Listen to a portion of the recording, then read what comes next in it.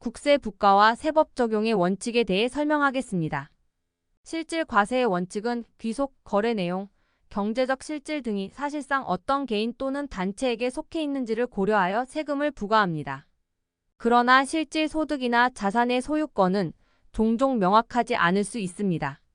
이런 경우 조세법률의 주의가 침해되지 않도록 조세법률의 범위 내에서 이를 적용하며 현재는 이러한 원칙들이 서로 보완적으로 해석되어 법적인 안정성을 확보하고자 합니다. 또한 위법 소득에 대한 부정적 근거로는 법 질서의 혼란과 이중의 불이익 형법상 처벌과 과세이 있습니다. 반면 긍정적 근거로는 현실적으로 환원될 수 없고 세법은 실질적 소득을 기반으로 과세하며 조세는 형법과 다르게 공평성을 지니므로 위법 소득은 경제적 실질을 고려하여 존재한다는 입장이 있습니다. 이를 감안하여 소득세법은 소득을 열거하는 것이므로 열거되지 않은 소득에 대해서는 구성되지 않는 것입니다. 실제 판례에 따르면 신탁재산의 경우 원래 신탁자가 과세 대상이지만 만약 실질적으로는 수탁자가 신탁재산을 소유하고 있을 경우 납세 의무자는 수탁자가 됩니다. 또한 신탁자가 소송으로 추후 소득 금액을 회수했다고 하여 신탁자를 과세 대상이라고 볼 수는 없습니다. 명의위장의 경우 대여자를 통해 상당한 의문만으로 명의위장 의심 혐의가 있으며 이러한 경우 사업대여자가 이를 증명해야 하며 불분명한 경우에는 궁극적으로는 과세관청이 증명 책임을 져야 합니다. 또한 여러 거래 단계를 거친다고 해도 단순히 하나의 거래로 볼 수는 없으며 조세 회피가 있어야만 부당한 행위로 간주됩니다. 신의성실의 원칙은 세무처와 납세자 간의 신의와 성실한 태도를 중요하게 여기는 원칙입니다.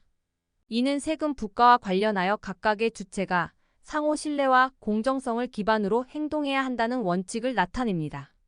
먼저 과세관청은 납세자에 비해 정보와 권력을 보유하므로 합법성의 원칙을 희생하더라도 납세자의 신뢰와 이익을 보호하는 것이 중요합니다. 과세관청은 전화나 인터넷 상담이 아닌 공적견해 표현을 하였고 납세자 귀책 사유가 없으며 불복 등 납세자가 행위가 있었으며 고지 등 납세자에 반하는 적법 처분하여 납세자의 경제적 불이익이 있을 경우 모두 충족 시 과세 처분은 취소될 수 있습니다. 납세자 역시 모순된 행태 및 심한 배신 행위를 하였으며 과세관청 신뢰보호 등 요건이 충족된다면 과세 처분은 유지됩니다. 판례에 따르면 과세관청의 신의성실의 원칙은 여러 가지 상황에서 적용됩니다. 예를 들어 면세사업자 등록의 경우 단순한 교부 행위로 인해 부가세를 부과할 수 있습니다. 또한 과세관청이 상담 내용이나 국세 예규는 공적 견해에 해당하지 않으며 세무서에서 명시적인 세무 지도를 제공할 경우 이러한 신의성실의 원칙을 위반하여 부과처분이 취소될 수 있습니다. 상위기관의 공적 표명 또한 가능하며 이 역시 신의성실의 원칙을 지켜야 하는 예시로 볼 수 있습니다. 실제 사업자가 아니라고 주장하는 경우에는 심한 배신 행위 있는 것으로 보지 않습니다. 또한 등기 원인이 증여인 경우에도 실제로 매매가 발생하면 매매로 과세하여야 합니다. 다만 자경 의사가 없음에도 불구하고 농지개혁법에 따라 증여세가 부과되어 취소를 요구하는 것은 신의칙을 악용하는 행위로 간주될 수 있습니다. 매입세에 공제를 부인하는 경우에는 가능한 범위 내에서 제한을 두어야 합니다. 중간 과세사업자까지 모든 경우에 부인하는 것은 필요하지 않습니다. 또한 사업자 등록 후 환급을 받았음에도 불구하고 폐업 후에 잔존재화를 고지되고 자기 명의가 아니라고 주장하는 경우는 신의칙을 위반하는 것입니다. 마지막으로 금지금 관련 폭탄업체가 미납하거나 수출업체가 환급신고를 하지 않은 경우에도 환급 공제를 악용하는 우려가 있으므로 신의칙을 위반하는 행위입니다. 근거과세의 원칙은 증거에 기반하여 과세 결정을 내리는 원칙을 의미합니다. 이는 증거와 관련된 내용 중에서 필요한 부분에 대해서만 결정서를 열람하거나 복사할 수 있다는 것을 나타냅니다. 세법의 적용은 납세자의 재산권을 부당하게 침해하지 않는 범위 내에서 이루어져야 합니다. 이를 기준으로 다양한 세법의 원칙들이 적용됩니다. 먼저 소급과세 금지 원칙은 세법이 효력을 발휘한 후에는 그 효과를 소급하여 적용하지 않는 원칙을 의미합니다. 진정소급은 납세 의무가 이미 성립한 후에 적용되는 것이므로 금지되며 부진정소급은 과세기간 중에도 세법이 개정되어 적용될 수도 있습니다. 이때 공익과 납세자의 실내익을 비교하여 타당성을 평가하게 됩니다. 납세자에게 유리한 소급표는 적용되지만 만약 조세 공평이 저해될 경우 유리한 소급표가 적용될 수 없습니다. 부진정 소급에 대한 입장은 찬성과 반대로 나뉩니다. 납세 의무가 성립하기 전에 미리 예측 가능한 상황에서는 부진정 소급을 허용하며 법적 안정성을 유지하는 데 도움이 됩니다. 그러나 예측 가능하면서도 법적 안정성을 침해할 수 있는 경우나 법인의 다른 사업 연도와의 충돌이 있을 경우에는 부진정 소급을 반대합니다. 비과세 관행은 상당한 기간 동안 세무당국이 과세 가능한 상황임에도 불구하고 과세하지 않고 납세자의 불과세 의사표시가 있는 경우에만 해당 관행을 인정할 수 있습니다. 다만 단순히 공적 견해만으로 비과세 관행을 인정하지 않습니다. 납세 의무가 성립하는 경우는 다음과 같습니다. 일반적으로는 과세기간이 종료될 때 발생하며 청산소득의 경우는 법인의 해산 시점, 수입 재화의 경우에는 세관장이 수입 신고하는 시점에 성립합니다. 또한 상속의 경우에는 상속개시나 사망일, 증여의 경우 계약일이 아닌 등기 접수일에 따라 납세 의무가 성립하며 개별 소비세, 주세, 환경세 등은 해당 행위를 할 때, 인지세는 작성일, 증권거래세는 매매 거래가 확정되는 시점에, 종부세는 신고하는 경우도 포함하여 6월 1일에 납세 의무가 성립하게 됩니다. 법정 신고기한이 경과된 경우 가산세가 성립하며 국세에 대한 교육세나 농특세는 본세 성립 시에 추가적인 납세 의무가 발생하게 됩니다. 그러나 원천징수의 경우 지급 시 납세조합의 경우는 과표가 발생한 달의 말일, 중간 예납의 경우는 예납기간 내, 수시부가의 경우는 부과한 때에 예외적으로 납세 의무가 성립하게 됩니다. 납세 의무가 확정되는 경우는 다음과 같습니다. 신고납세의 경우에는 납세자가 세금 신고를 했을 때 확정됩니다. 정부부 과상증종의 경우에는 관련 결정이 발생했을 때 확정되며 성립과 동시에 확정되는 경우에는 인지세나 원천징수, 법인세, 소득세, 납세조합, 중간예납 법인세, 납부지형 가산세 등이 해당됩니다. 수정신고의 경우에는 증액이 확정되는 효력을 갖습니다. 경정의 경우 다양한 설명이 있습니다. 흡수설의 경우 체납처분, 소멸시효 기산이 등 당초 처분의 효력이 사라지며 역흡수설은 당초 처분을 유지하는 입장입니다. 병존설은 당초 처분과 경정을 별도로 고려하며 소송 시 일체적 심리를 취하는 접근 방식입니다.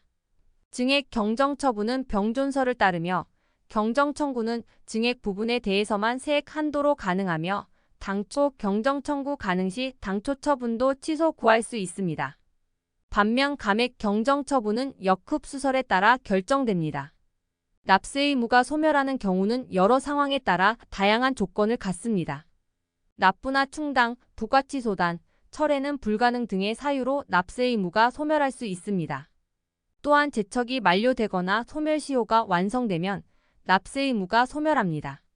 일반적인 제척기간은 부정 10년, 무신고 7년, 그리고 기타 사유에 따라온열로 나누어집니다. 상속과 증여의 경우에는 제척기간이 상이하게 적용됩니다. 부정행위나 무신고의 경우 상증 제척기간은 15년, 일반 제척기간은 10년입니다. 특별한 경우에는 제척기간이 다르게 적용되기도 하는데 명의신탁, 국외자산, 비거주자 등의 경우 안날로부터 1년 내로 특례적으로 적용될 수 있습니다. 다만 사망한 경우나 재산가액이 50억 미만인 경우는 특례 제외됩니다. 쟁송이 진행될 경우에도 특별한 기간이 적용됩니다. 확정 판결 시에는 확정 판결일로부터 1년, 상호합의 종료 시에도 1년, 조정권 고의 시에는 2개월의 특례 기간이 적용됩니다. 또한 명의 대여의 경우에는 안날로부터 1년까지 적용되며 단, 제3자까지 적용되지는 않습니다. 납세 의무의 소멸에 기산일 또한 중요한 역할을 합니다. 일반적인 경우의 기산일은 신고기한 다음 날로 설정됩니다. 상속증여의 경우에도 동일하게 기산일이 적용됩니다. 종부세나 인지세의 경우에는 납세 의무 성립일을 기산일로 설정하며 원천징수 의무자, 납세조합의 경우는 각각의 납기 다음 날이 기산일이 됩니다. 또한 기한 연장의 경우에는 연장 다음 날을 공제 비과세 등 의무 불이행으로 징수하는 경우에는 사유가 발생한 날을 기산일이 됩니다. 판례에서는 다양한 상황에 따라 제척기간과 소멸시효의 적용이 이뤄집니다.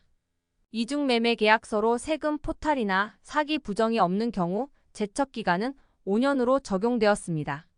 그러나 법 개정으로 인해 이제는 세금 포탈의 경우 10년까지 제척기간이 적용됩니다. 또한 폭탄업체의 경우 중간에 있더라도 기한 내에 신고하면 무신고가 아닙니다. 명의 위장만으로 포탈이 없다면 사기 부정이 아니라는 판례도 있습니다. 근로소득만 있는 경우 연말정산 대상이면 종소세 확정신고 의무가 없어 5년 제척기간이 적용됩니다.